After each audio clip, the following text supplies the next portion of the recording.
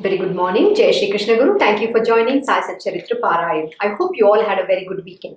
So let us continue from where we stopped. Om Shri Guru Bhyo Namaha, Om Shri Ganeshaya Namaha, Om Shri Saraswataya Namaha, Om Shri Guru Dattatre Namaha, Om Shri Mahalakshmi Namaha, Guru Brahma, Guru Vishnu, Guru Devo Maheshwaraha, Guru Sakshat Parabrahma, Tasmai Shri Guruve Namaha. Shri Sai Satcharita, the life and teachings of Shirdi, Sai Baba. So we will be continuing from chapter 44. Niryan of Shri Sainath concluded. My obeisance to Shri Ganesh, to Shri Saraswati and Shri Guru Maharaj, to the family deity, to Shri Sita Ramachandra. My most humble obeisance, I bow in reverence to the most venerable Guru, Shri Sainath. So we stopped till verse 133. Now we will continue from verse 134. However, with the mention of the name Jog, I am reminded of a brief story while narrating the main story. Listen to it and you will see its uniqueness as also Sai's love and affection. So Hemad is now going to begin with a new story. Though the dialogue is rather brief, it is very instructive to the Guru devotees.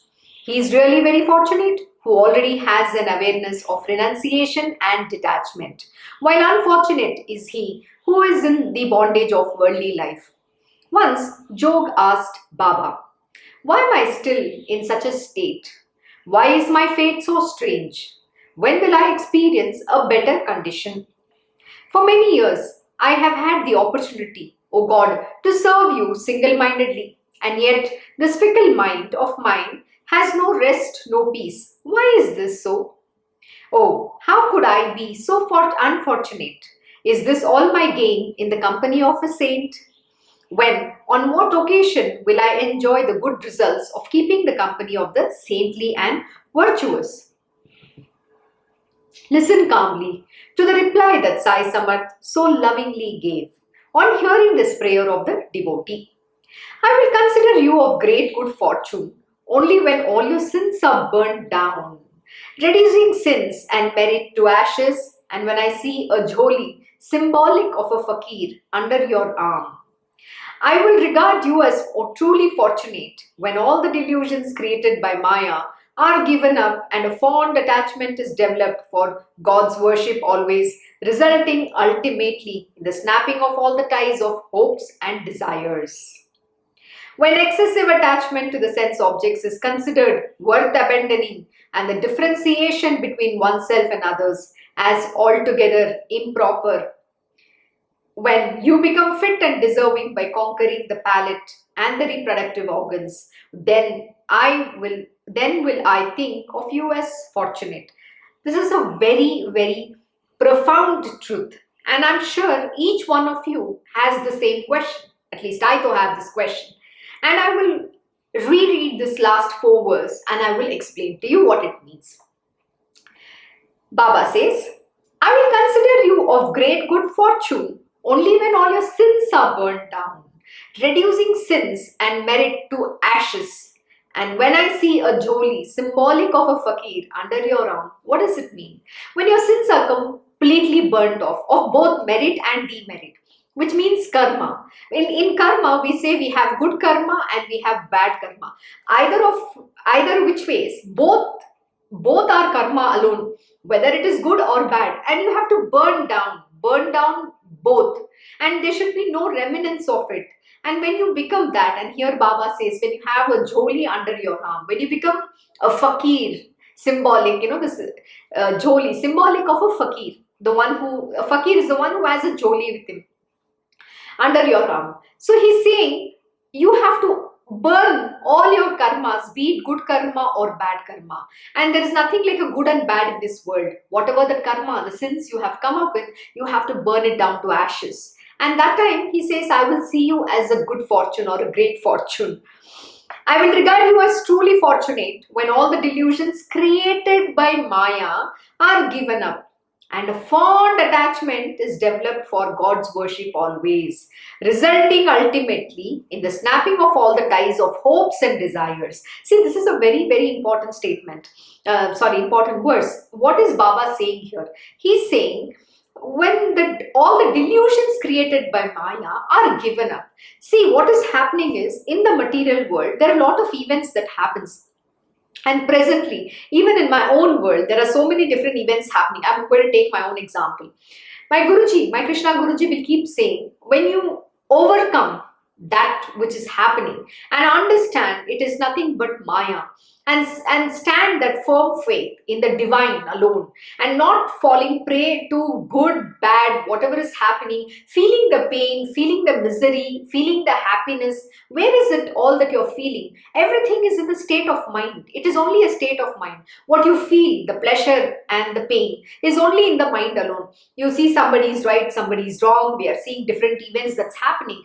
And please understand, all this is nothing but Maya. When you understand that this whole world, the entire delusion that is put in front of you is Maya, and when you have that strong faith in the Hari devotee, I know when you are the Hari devotee and you have a very strong faith in your Krishna Guruji, and whoever your Guruji is, right, when you have the faith in them, to the lotus feet of the Lord Shri Krishna, and that time no Maya can trouble you. And what is he saying? He's saying, when all the delusions created by Maya are given up, and a fond attachment is developed for God's worship always, resulting ultimately in the snapping of all ties of hopes and desires. This human being, right, this body, somewhere keeps hoping, and it has desires that everything will be fine, there's going to be a better tomorrow, there's something is going to beautiful come about. Why don't we understand everything is delusion alone, everything is unreal? Whatever you think that hopes of a better tomorrow, there is no better tomorrow. The world is going to go towards its destruction. It is already propelling very fast towards its destruction, because we are in the age of Kali. Today, people have lost their values, people don't have moral, people don't have ethics, there's no goodness, there is no love, there is no compassion, there is no kindness, there is nothing. Today people have lost their ability and reason to think straight.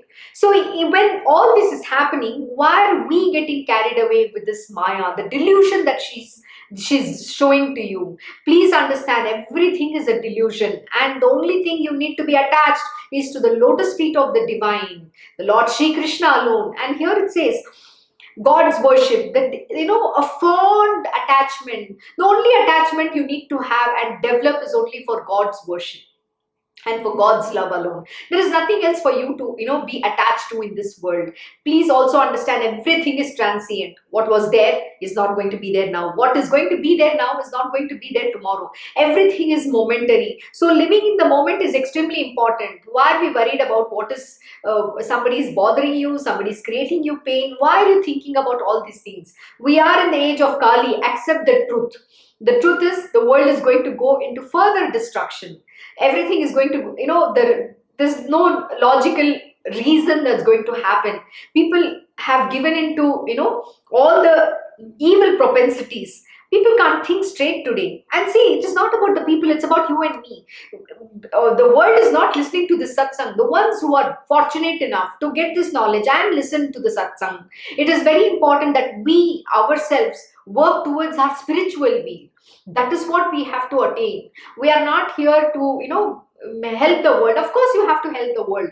But those who are serious about, those who are the sincere and true spiritual seekers alone, you have to share with them that which you understand. The goodness is supposed to be spread. The word of the God has to be spread to everybody. His glories, His praises has to be done. So you have to do that. But that doesn't mean that you're going to get carried away with what's happening by people. Please understand, those are the delusions created by Maya. So the only attachment you need to have is attachment to the God and the Guru and nobody else. And most important, snapping off all the ties of hopes and desires. Stop having hopes. Stop having these desires. Why are you desiring for someone to become good? Why are you desiring for someone to understand? Why are you, desiring for somebody to behave in certain manner? That is your desire. At the end of the day, when you have some expectations from anybody, that is a desire. That is an attachment. That is going to cause you misery. So where is your spiritual wheel going to happen? That is exactly what Baba is saying to Job. When excessive attachment to the sense objects is considered worth abandoning, and the differentiation between oneself and others as altogether improper. When you become fit and deserving by conquering the palate and the reproductive organs, then will I think of you as fortunate. What is he simply saying? Overcome your lust and greed. Overcome, your sense objects, your attachment to the sense objects, to the desires, to everything. Excessive attachment to the sense objects is considered worth abandoning. Absolutely. Lord Shri Krishna has imparted this very profound lesson. Even in chapter 2, he's mentioned this. The most important lesson in that is saying when the senses come in contact with the sense object, you have to cut that contact.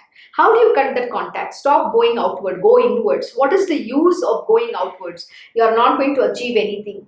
Sometimes when you go through this excessive misery, that whatever that you enjoy is only short-lived. See, today, if somebody want to get married, there's a desire of a mother to see her son wanting to get married. She feels that is her responsibility, and then she goes and gets him married. Then what happens? That's a very short-lived desire, no? It's only momentary. And then after that, then what? Then, oh, I need a grandson and I need a grandchild. Then that goes on. Then after that, then there will be blame games. There will be Maya who will come and create more delusions. Then they'll say, oh, I cannot go along with your wife. You have become slave to your wife. You are not anymore my son. All these things. What the same object which gave you happiness momentarily is now the cause of your misery. So what is this? What is the truth in it? The truth is very simple. You can see through it, yet you don't want to recognize. The truth is that please don't get attached to the sense objects. Everything is transient. Why are you getting carried away with all these things? Attachment to people, sense objects is the most important thing that you need to overcome. Here saying, when excessive attachment to those sense objects is considered worth abandoning, and the differentiation between oneself and others is altogether improper. You cannot differentiate between you and others. Everybody is equal in the eyes of the God. For the God, everything is his own creation. He sees God in everything. You have to be able to see God in everybody. Do not differentiate. Please understand this. And this is not an easy lesson to live. It's very, very, very difficult because our mind comes very strongly when we have to, see, when we have to see God in everybody. That's not going to happen so easily. It's a very tough lesson to achieve, but you have to practice. Like my Krishna Guruji says, sadhana is a must, practice is a must. Someday you will get there. But if you don't ever try, you don't put in effort, then how are you going to achieve that? It's not possible. So most important thing, don't get carried away with the sense objects. Don't get attached to it. Become detached. Why should it bother to you? It's a very powerful lesson. Even when you are in spiritual, even for the longest time, it is not so easy to overcome the mind. See, Lord Shri Krishna has said that in one of the verses in Bhagavad Gita, he's saying, it is my conviction that you will be able to control the mind. But see, he's saying, he didn't say you will be able to overcome the mind. He's using a very right word. He's saying you will be able to control the mind. What does that mean? Which means when you put your effort, when you do your sadhana, when you are totally lost in Hari devotion, when you do all of this, he's guaranteeing you that you will be able to control your mind. But for which you have to put extraordinary effort. Deep sadhana is a must. But if you're not doing any of those and saying that, I have to achieve the state of Parabrahman or blissful state or achieve, absolute devotion to the divine, it is next to impossible. Because why? Maya is going to keep troubling you. Maya is going to keep bothering you. And then you're going to be this yo-yo. Somebody says something nice, you're going to feel very mighty pleased. Somebody says going to insult you, you're going to get upset and angry. And you're going to seethe in that venom. What is going to happen then? So where is this blissful state? So where are you detached? Where are you dispassionate about? So everything is back in your world. So Maya is working very much. So where are you spiritual in your life ever? When are you going to become spiritual?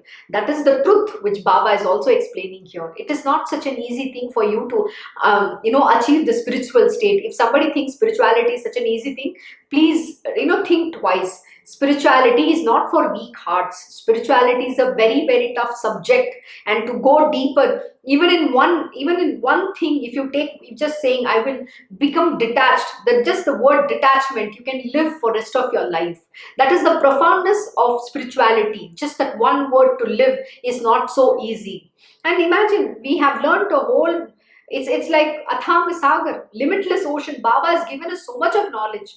And are you even imbibing even 1% of that? Forget about one, even 0.0001%. The day you can imbibe this and live that one lesson, you will attain spiritual being. And so, sometime after this, Baba's words came true. By Sadguru's grace, Jog attained that detachment which Baba had spoken about. Free as he was of the ties of sons, children, he also saw his wife attain a good passage after death. He renounced everything before leaving the body, and thus detachment came to him easily, naturally. But this Jog too was fortunate. Sai's words came true. Becoming a sannyasin, he merged with the Brahman in the end. And as Sai had said, so his condition changed in the same manner. Sai's utterance came true. Jog was most fortunate indeed. In brief, Baba, ever compassionate to the poor and the meek, and deeply concerned with the good of the devotees, that he was offered in abundance the nectar of instruction and advice while in Shirdi at morning, noon, and evening. Listen to it now. I am always in the eyes of him who is most fond of me. To him the whole creation is empty without me, and in his mouth there are tales of me and me alone. He meditates on me ceaselessly, and his tongue repeats but my name. Coming or going anywhere, he sings only my praises.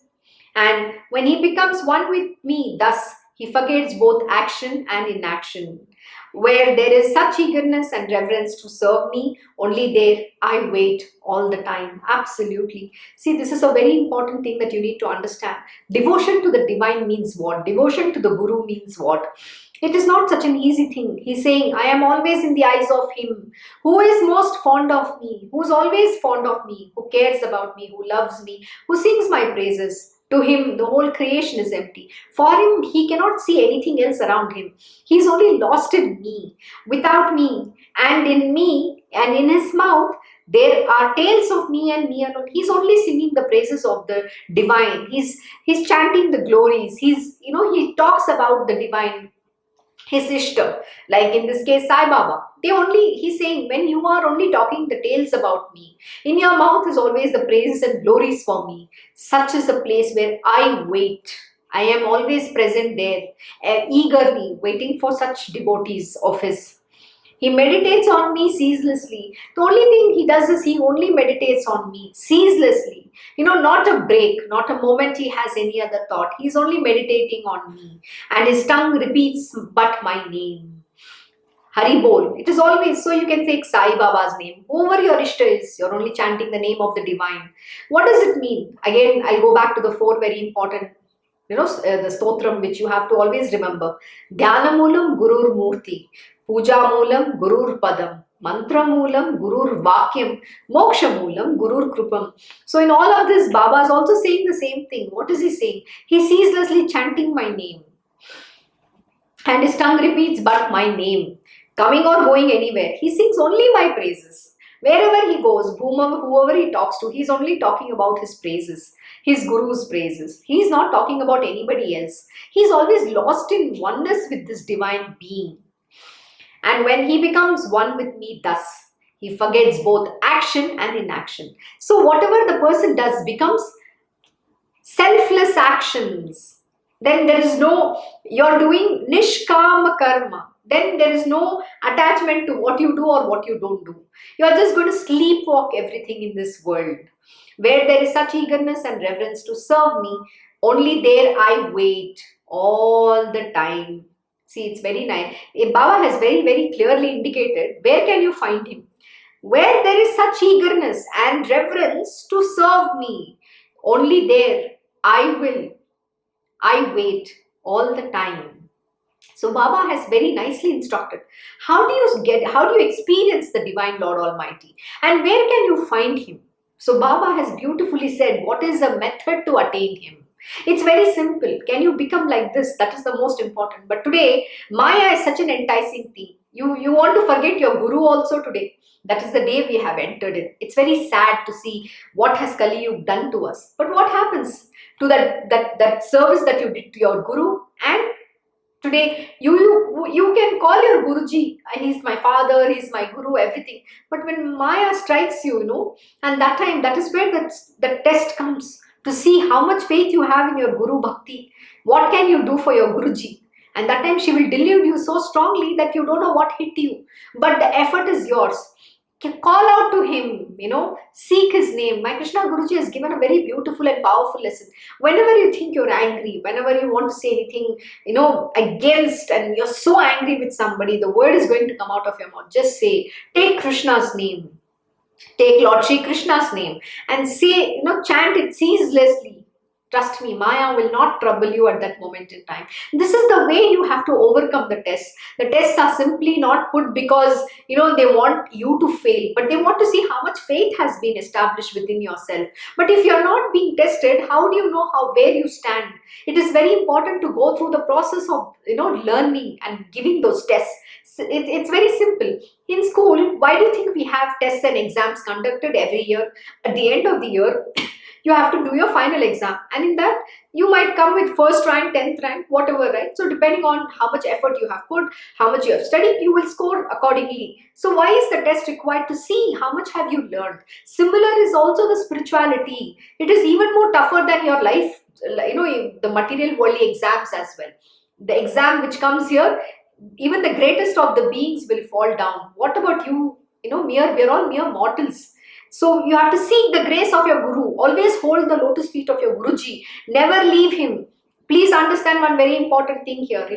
If the gods get angry, the Guru can save you. But if you disregard the master, and if the Guru gets angry, no God can save you. Please understand one thing. My Krishna Guruji will always say, be careful what you say in front of me. Because see, he's not going to say anything. He understands we are all fallible creatures. We don't stand anything in this world. We are all come from that gutter only. So you know what he'll say? He'll say, speak always good. I will forgive you. I am not going to do anything to you because I understand you are ignorant being. What can I expect from any of you? I don't have any expectations. I have to only forgive, knowing that you are still filled with ignorance. He can forgive, but please understand, his universe is not going to forgive. And you have to, the repercussions of what you say, what you do, your actions, you have to pay through it. This is exactly the truth. So never disregard the Guru. Revere him. Have faith in him. Do not discount who a Guru is. Don't disrespect. Disrespect is very bad. Surrendering to me single-mindedly. He who remembers me ceaselessly, his debt is on my head, which I shall repay by uplifting him. What is Baba saying here? When you are so devoted to me in this manner, all of your karma is on my head. I take your karmas and I will redeem you. This is the greatness of the Guru. But what are we doing as his devotees? We always backstab these great master. Why are we such a mean creature? First of all, meeting such a Guru is a great fortune. For some merits that we have earned from our past births, has got us this good fortune. And it's so sad that we don't value that which we have. And we discard it only for getting lost in the world of Maya. Is it worth it? Ask yourself, what is this lust and greed all about? Today, my Krishna Guruji, through all his teachings, has said, don't fall for lust and greed. Those are the two very dangerous things. Once you get into that, there is no getting out of it. But with the grace of the Guru, when you have surrendered to him, he will, put all his debt on, all your debt on his head, and which I shall repay by uplifting you. This is the promise the great masters do. But what are you doing? You are showing how unworthy you are, how undeserving you are. This is why my Krishna Guruji says now, I don't want to teach anyone anymore. I have given all the knowledge that needs to be. Last 20 years, he has done selfless service to this world, to entire humankind, to the entire creation, to this entire universe. But everybody still is fallible and they fall into that, the muck of this world. Very unfortunate and sad. So my Krishna Guruji says, go listen if you want to become somebody great. My satsangs are all there. I have given all the knowledge. What more is there for me to impart? Go become somebody good, become divine. Becoming goodness is what is very important. Be the good self. So you have to uplift yourself. He says, I have done my part of the deal. Now I'm not interested to teach anybody because I don't even have a single seeker who can stand my test. who can stand these lessons. It is not so easy. I act according to the wishes of him who intently meditates on me and does not eat or drink anything without first offering it to me.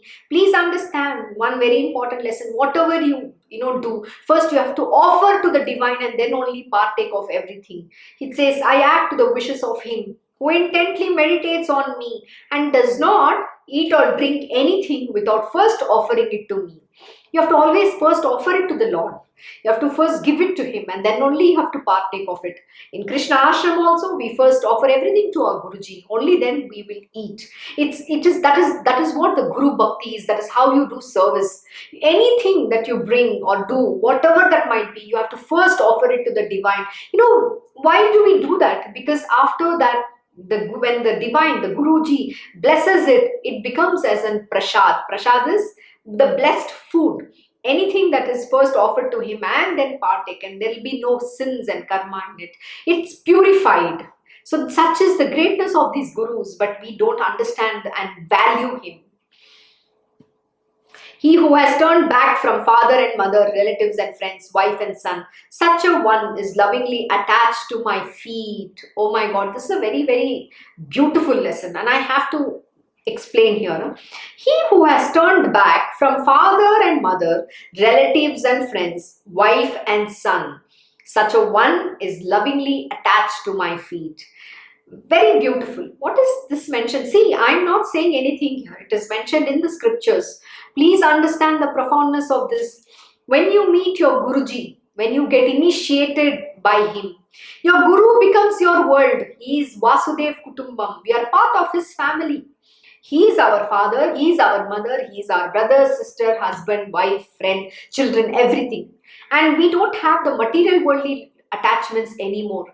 But it is very sad. One of my Krishna Guruji's disciple, though having served him very, very devotedly, and today has gone back in the same material world, has turned back on my Guruji and has gone back to, getting attached to father, mother, relatives, friends, wife, everybody. He's got engaged also.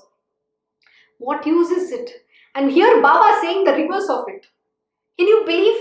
And then one who is lovingly attached to his feet. That is when you can attain Guru Bhakti. That is when your spiritual wheel will happen. Here what has happened? The opposite has happened. What use is it then you having served the Guru? You have completely discarded him today. This is the world we have entered in. What uses is your devotion? You got attached back to your father, mother, relatives, friends, wife. Wife has come in now, and son. That is what is the future now. Where you have to give up that, you have gone and got doubly attached into the world of Maya. Such a one is lovingly attached to my feet. How can you get this ever? Nobody can get this unless you give up this material worldly attachments. This is the truth. To get first attached to the lotus feet of the Guru, you need to give up the attachment in the material world. Because that is where you will evolve on your path of spiritual. That attachment will come. That is why we say, absolute faith, complete devotion, unconditional pure love, absolute faith, complete surrender, unconditional pure love and exclusive devotion. When this fourth thing has to come, and how does it come? When you surrendered 100% unto the lotus feet of your Guruji. This cannot happen when you are living and attached in the material world. That attachment will go away. Then you look at your Guruji as some ordinary human being. That is what will appear. And what is that? That is Maya. That is delusion. Your mind will delude you furthermore. And it is going to instigate you against your Guruji and God. It is going to say, come look at me. Look, your mother, she is your real mother. This is your father. This is your wife. This is your brother. These are your relatives. She will drag you back into that material world. That which you were saved for many years because of the Guru Bhakti. And that itself you have cut asunder from your own hands. How sad, how unfortunate. There are people in this world who crave this grace. And when you have the grace, the man, it's like, I cut my own legs with my own hands. How sad it is. This is what we end into. In the rainy season, as the different rivers overflowing their banks meet the ocean, they forget their identity as rivers and become the one great ocean itself. Absolutely. When you go when the rivers flow and merge with the oceans, you become one with the ocean. But how is this possible when you are gone back in the material world and getting attached to all the material worldly things? then where is the Guru Bhakti? Where is the Guru? Where is God in your life? You have put every other things as a first priority and God as last. He's not even there for you anymore. When your mother was suffering with sickness, you came, Guruji, please save my mother. Today, what happens to the one who's your father, your mother, who has saved this worldly mother? The real mother is your Guru, the God. And he's the one who has saved your worldly mother, who's not even your real mother. And then you've gone into attachment for such real mother, such mother. What this is Kali Yuga. What can you say? What can you do? Their form is lost, their name is gone. Only their water merges with the ocean. The river and the ocean are bedded. Their duality is lost in oneness. Absolutely. When you merge with the ocean, then you become one with the Parabrahma. What does it mean? When I've given up, discarded my attachment, my worldly bondage, my attachment to mind, body, senses, ego, everything, and discard and completely merge in oneness with the ocean, then I become my identity. This ego, I am this RajShree Rao, or I am this body, is completely lost. I've given up the identity of this I, which exists in this, which is the ego and arrogance, which is the root cause of all our misery, for forgetting the divine self, the true self who we are, and getting lost in the worldly life. That snaps out. And when you merge with the ocean, you become one with the ocean. That is oneness with the Parabrahman. Your identity merges. There's no identity yours. You become that one with the Parabrahma. Then you and the Parabrahma are no longer two different people. You're one alone, that universal being, God Almighty. Your oneness, you're always established in oneness with the divine. Their duality is lost in oneness. Having merged completely, the name, form, everything, the mind will be forgotten and will automatically see me by its natural disposition. It will have no other place except me. This is the truth. See, I cannot give you an understanding about what this means, because this is a knowledge which you have to experience. I can only give you an inference saying this. What does it mean to say having merged completely? The name, form, everything, the mind will be forgotten and will automatically see me by its natural disposition. Can I explain to you this verse? This verse is beyond description.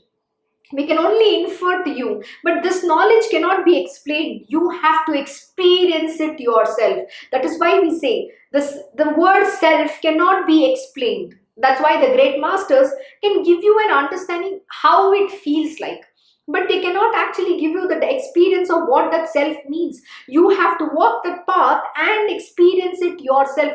That is why we say self-realization or God-realization. Realization means what? You have to realize it yourself. There is nobody who can give you that understanding. Not even the great masters. What the great masters can grant you is that realization. Even he cannot describe you what that experience is like unless and until you yourself experience it. This is the truth. No matter how much I say, it is like, Ramakrishna Paramahamsa ji said, when the salt, the doll which is made of salt, when it falls in the ocean, what happens? It dissolves and merges. It becomes one with the ocean.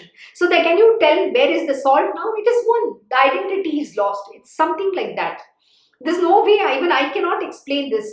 Only the great gurus, the Parabrahma himself can describe it. And that too, he can only point out. He's only going to say, this is what it is, this is what it is. But you have to walk the path and realize it yourself. That is why they say, go, Guru Sakshat Parabrahma. Guru is the doorway to God. The Parabrahma is describing you who the God is. Who is Parabrahma? That is what he is describing. Yet, he can only point you out. But he will grant you the grace of experiencing him when you have that absolute attachment to the lotus feet of your Guru. But if you have gone ahead and getting attachment to the worldly things, then how do you experience this Parabrahma? This knowledge is not meant for you. Please go away. Don't waste your time and my time. We are not sitting here for some fun purpose, okay?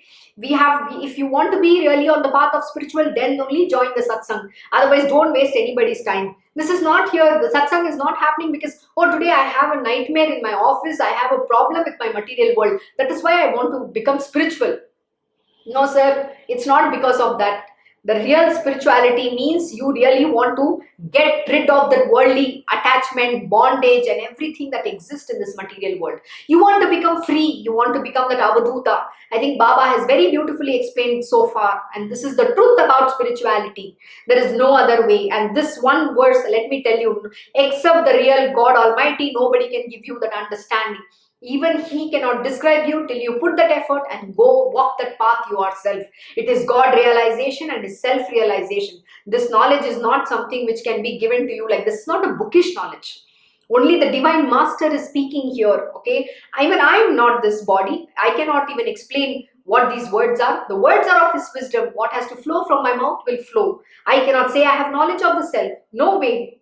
Only the Guru, the great God Almighty, the real master can give that experience. But only on you putting that effort. When He's pleased with you, the Guru will grant His grace to realize this self, not otherwise. You think what attaining God is so simple? And that is why, Lord Shri Krishna has said, nobody can know me. Even the wisest among the yogis or even the great sages and the saints cannot know me in reality. They strive hard, but nobody is worthy enough. Only 0.1% of the sage might have attained me. Nobody else. That's why the word Krishna means unknown. It cannot be known, or it is secret. Nobody can know Him. First, you have to become deserving to get His grace. Those proficient in book learning and engaged in meaningless babble brought iron bars to prove to the people that I am no parasmani. That means the philosopher's stone, but only an ordinary stone. When I was struck with bars, they turned, on the contrary, into gold, thereby disproving my being a stone, and were astonished by this experience. Absolutely. Who do you think you are to test the great master? You are a bloody kida makoda from that gutters, and people come and test great masters like this. What authority do you think you have? Please understand, it is His grace that can change anyone in this universe. He can make any magic He wants, but He will never do that. It is only to disprove you because of your own deceit. When you touch that bar on Baba, that it was disproved and it turned into gold. Such is the power of these great masters, but they will never use any power. Please know this. They are only here so that they can grant you the spiritual wheel and become deserving and worthy of it. Don't do such sin. It doesn't behove of you. And on the contrary, you're going to suffer the worst. Without even an atom of ego, you should surrender to me, who dwell in your heart. Instantly your ignorance or Maya will be dispelled, and no cause will remain for listening to a discourse on knowledge. Oh my God, how profound is this? Baba has actually revealed a very profound secret here. What is he saying? He's saying, without even an atom of ego, you should surrender to me. Even an atom of ego, you should surrender to me, who dwell in your heart. He's saying, Lord Shri Krishna also has said the same thing. I am in your heart, who dwells there. But how can you attain me? Without even an atom of ego, surrender to me.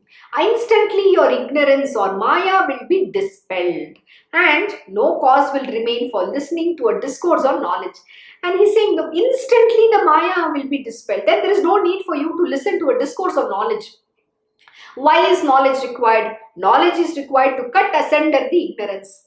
And then you have to check that knowledge also to go to attain devotion to the divine. You cannot go with the knowledge to attain the divine. That is why he's saying, without even an atom of ego. And this, if you do this before itself, completely surrendered to the one who's within you, the divine Lord Almighty is within you. He is not outside somewhere.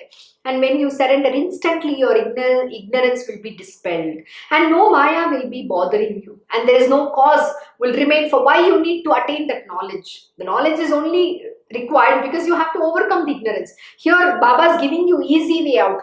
Why do you even go then listen to this discourse or knowledge? You don't need to. Can you understand how simple it is? Yet it is the most difficult to attain. Why? Because we human beings cannot give our ego. We think no end of ourselves. The Maya will make you very stronger in your ego and arrogance, thinking you are the best thing, you are greater than any god on this planet Earth. This is the challenge.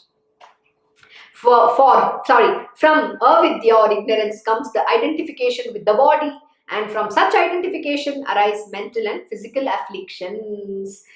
It is this identification with the body that pushes man towards the rules of what is proper and what is improper, which are obstacles to self-realization. Oh my God, this is very, very profound. Baba is just going so deep, and I have to be very honest.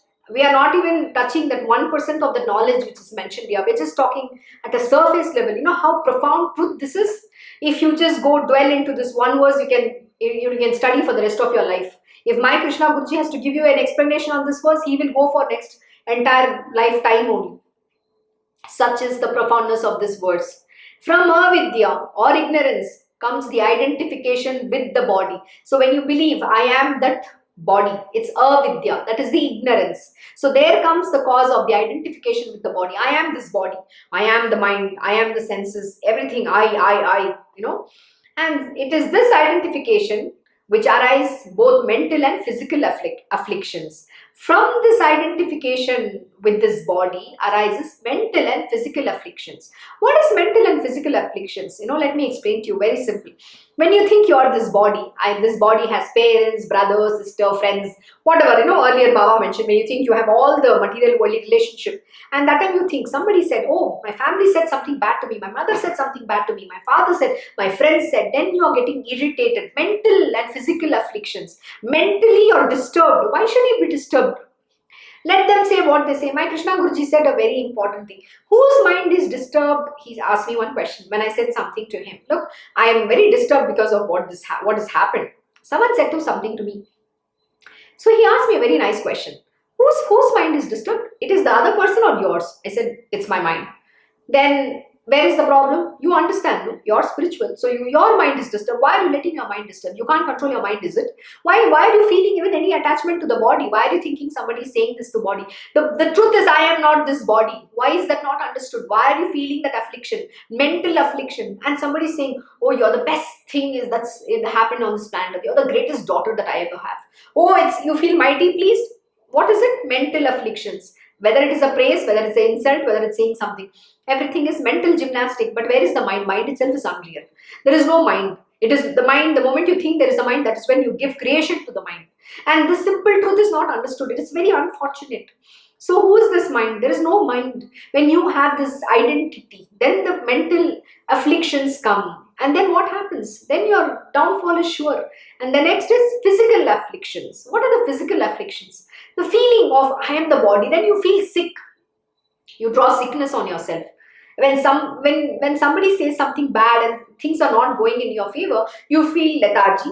Inertia gets filled in. You become low energy. You don't want to do anything. And start being emotional, mentally sick, physically sick, and then you draw all the sickness on yourself. My Krishna Guruji has taught a very beautiful lesson. 90% of the sickness that every human being goes through in this world is mentally created. It's drawn by themselves. There is no sickness at all. So what is that you need to control? It is your mind. Are you capable of controlling? First of all, there is no mind. Mind itself is unreal. Catch hold of the mind. Let me see. Can you point where is the mind? Mind is not there. But it is when you say there is a mind. I am mentally. Where is this mind? Can you identify where is it? We'll always say mind is here. This is brain. This is not a mind. The moment you say mind, we point here. No. Mind is your heart. We say man. In the word Sanskrit, it's called man. That is manas. That is called mind. So mind is not here. Mind is here. But it's not the mind. It's manas. Okay. So what happens? There's no mind. Mind itself doesn't exist. So who creates the mind? Mind comes into existence when you believe there is a mind. And where is the mind? Mind is there from head to toe. Have you ever realized? This is the profound truth. You know why? Because if you see something is paining. What is paining? Okay, I did some work last week and I hurt my thumb here. So this joint was paining. So I was like, what is paining? Where is the pain? If I think I'm going to feel the pain is in the mind. The mind is all over your body. Do you understand? The mind is from head to toe. So who is causing the pain? The pain is caused by the mind. There is no pain. So if you pay attention to it and say, oh God, it is hurting, then it is going to hurt you. But how do you overcome? You have to not you should not succumb to the mind. You should not let the mind rule you. So an example, this has been hurting, but I continued to do my work, and then slowly after 3 days the pain subsided. But did I take a medicine? Did I apply something? No. The moment I do it, the mind is going to become even more active. And then I'm going to pay. The moment I focus on it, the pain is going to be there. Yeah, the bone is hurting. It's fine. It doesn't matter. It will go away. But when you make your mind strong like this, then there is no mind. Then this place becomes, then after that, there's no pain. Such is the power. This is very simple things. This is called sadhana. Practicing these little things is what will help you in your spiritual growth. This is called sadhana. So the physical and mental afflictions that you bring onto yourself is caused by this attachment that I am the body. Can you overcome? You are not that body. This is the truth you need to understand. And it is this identification with the body that pushes man towards the rules of what is proper and what is improper, which are obstacles to self-realization. Then what happens? We come into the framework of the material worldly existence. By the way, who has defined this framework? What is good, what is wrong? Please understand, what is right in the material world is completely false in the spiritual world. And what is right in the spiritual world does not apply in the material world. But who has created this rule book, The framework has been created by the Lord Almighty. Actually, you have to go listen to a very beautiful satsang which my Krishna Guruji has imparted yesterday in Uddhav Gita. It is one of the most profound explanations he has given. You need to go listen. In that he is mentioning, what is this Vedanga? We say Vedang. The God is the Ang from which the Vedas have come. The Vedas described who the divine Lord Almighty is. But can you ever understand what this Vedas mean? You think it is some rule book, it is prescribed in some rules. But whose interpretation it is? It is your interpretation. Please understand, only the God can tell you who God is, nobody else. The Vedas have emanated from the body of Lord Shri Krishna. He is the one who is the source of all knowledge. And only he can describe or impart the most esoteric and complex truth behind what is mentioned in the Vedas. No scholars, no Panditji, no wise man can ever describe what is mentioned in Vedas. And please don't go by all these Panditjis in the world who demonstrate that they know too much of Vedas. They know nothing of Veda, not even we of Veda they understand. So what makes you think that whatever they have said or taught you so far are the right things? All of you are following like the blind people who just follow someone else because somebody said something, you are following it. Nobody has ever questioned it. So how can the knowledge come to you? The truth can only come to you when you question it. You people are the blind followers, not even understanding what the truth is. So where there is a real master, there is a grace, you want to discard that. But where there is Maya, you go and welcome Maya. Maya is going to, keep you intact, literally in that mesh of her delusion strongly for rest of your life. And please get embroiled in that. You don't want redemption, that is your choice. Nobody can help you. Even God can't help you. You may ask as to where I am now or how I will meet you. But I dwell very near you in your own hearts and can meet you without any effort. See, Baba is saying where he is, where the God is. The God is very beautifully explaining. You have to watch this beautiful movie called Mookutti Amman. Actually, I mentioned to you even in my last satsang. In that, the goddess in the end says, why are you going after all these material worldly gurus and believing in some religion, rituals, which I have not prescribed at all? You people have on your own followed like a blind fools. But here, she says in that, go find me within your heart. I live in your heart like I live in everybody else's heart. Why are you finding in somewhere else, in some statue or in some guru? You think some guru is going to give you, no, I'm not talking about the real master, so don't misconstrue my words. I'm talking about all the fake gurus who use God and exploit and making people become a fool in their life, following certain things which is not even prescribed to be followed by our Vedas and Shastras. In our script, it's not mentioned in our scriptures. Lord Shri Krishna has never said any such things. But you end up going and doing all the wrong things in life. So here, she very beautifully says that, I am in your heart. And Baba also is saying the same thing. You may ask to where I am now, or how will I meet you? But I dwell very near you in your own hearts and can meet you without any effort. Seek in your heart. Make your heart pure. Fill it with love. the divine will reveal itself to you. But when you have all the meanness, all the avarice, evil propensities, you think the God is going to reveal you? No. Even if it is in your heart, it's covered, cannot realize. This is the truth. You will then say, who and how is this dweller in the heart? What are his characteristics, and what is this mark by which we can recognize him? So be attentive and listen now to the clear description as to who this dweller in your heart is, to whom you should surrender. This creation is full of numerous forms with varied names, which no one can count. All these different forms of Maya. Similarly, the desire of the spirit, which goes beyond the three gunas, Sattva, Rajas and Tamas, that is, the manifestation of the dweller in the heart, who has transcended the mind, body, senses, the ego, arrogance, the three gunas, Sattva, Rajas and Tamas. He's transcended all of that. And that is the manifestation of the dweller in the heart. Apart from the name and the form, that remains behind, that is the mark of God. Know this and surrender to him. I understand this is not such an easy thing for you to understand. It's not so simple. Though it looks so simple, let me tell you, he's saying something very profound here. Apart from the name and the form, the you that remains behind, that is the mark of God. Know this and surrender to him. He is the spirit inside of you, nothing else. There is no name and there is no form. Lord Shri Krishna goes by supreme divine consciousness. Consciousness is what? That you are just aware. I am aware. I know. I know. It's not the I know. There's no I. There's this know, the knowledge. Just know exists. You that remains behind. There is no I there. It is just that know. You only know that. You just understand that. Only that remains behind. And that is the mark of the God. Know this and surrender to him. And when you understand this, and that is when you surrender to him, you will find him in your heart. There is nothing to go and search outside. God is not outside. He is within you. He is everywhere. He is all pervading. He is omnipresent, omnipotent, and omniscient. That is exactly what it means. So he is the consciousness. It's just awareness. You just know. You are aware. You are conscious. That is why we say supreme divine consciousness. You are conscious that he is existing. That is the truth you need to understand. There is nothing else to find him anywhere. And then you have to surrender. Know this and surrender to him. It just know. It is nothing more than that. It's not even I know. It is just know. Just God is. That's it.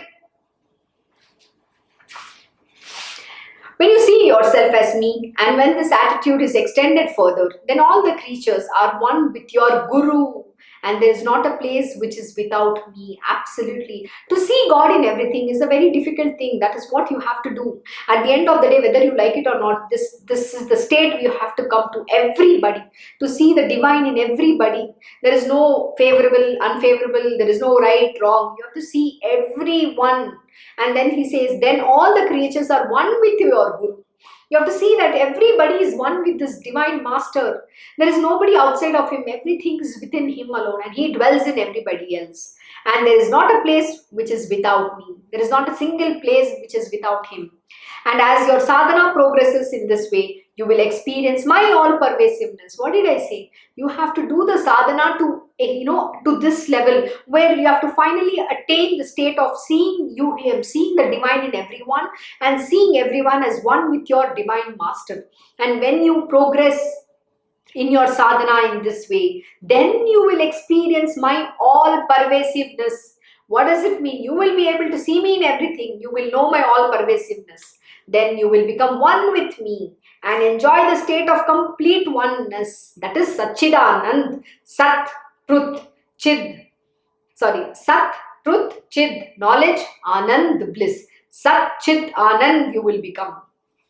You will concentrate on the universal consciousness and will become pure of your heart. What is the universal consciousness? It's not, I'm not saying the awareness is what? Consciousness, universal consciousness. That is none other than the Lord Shri Krishna, supreme divine consciousness. Then you become one with him. And then will become pure of heart. You will bathe thus in the holy Ganges without being touched by her waters.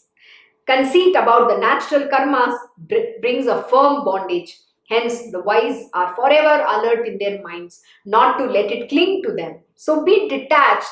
Don't let your mind get attached to anything. You don't want to get into anybody's karma. You don't want to be born through anybody. You don't want any attachment to any of these people. Only have one attachment, that is to your Guru and the God Almighty. Nobody else. It is not worthy of having any attachment to any human being. Let me tell you this much.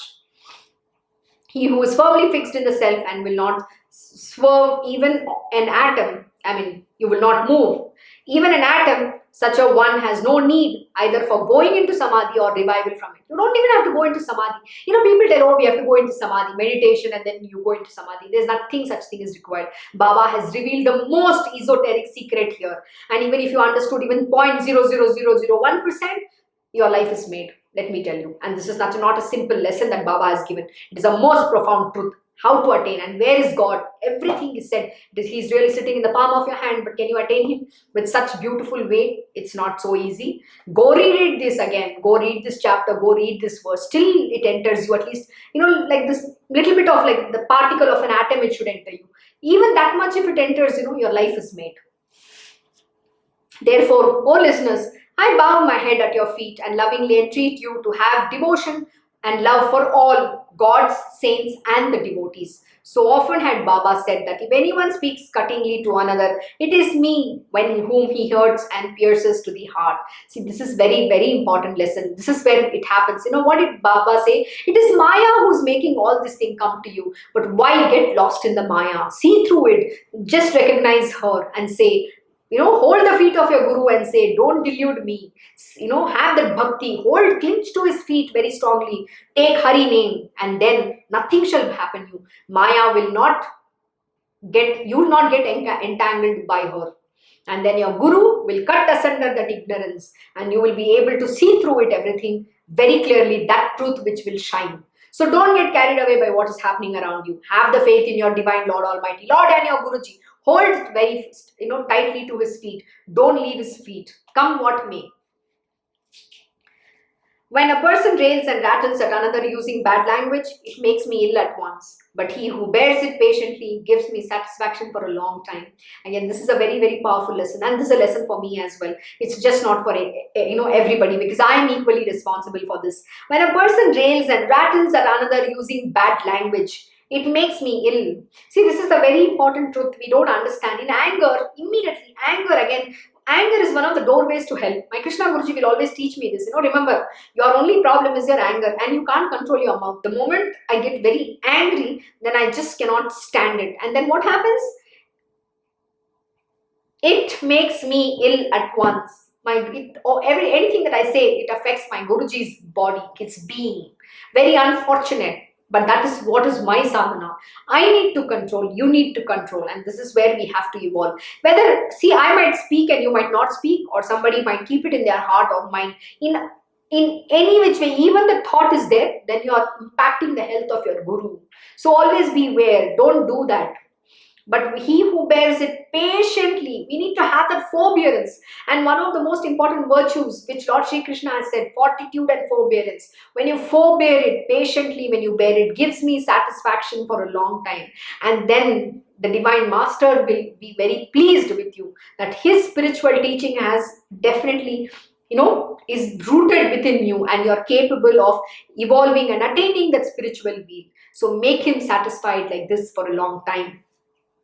Thus Sai fills all living creatures from inside and outside, and but for love he is fond of nothing else. Such was the most beneficial and excellent nectar which always flowed from Sai's mouth. It was as if the deep love for the devotees was thus flowing out. Is there any fortunate one who does not know of this?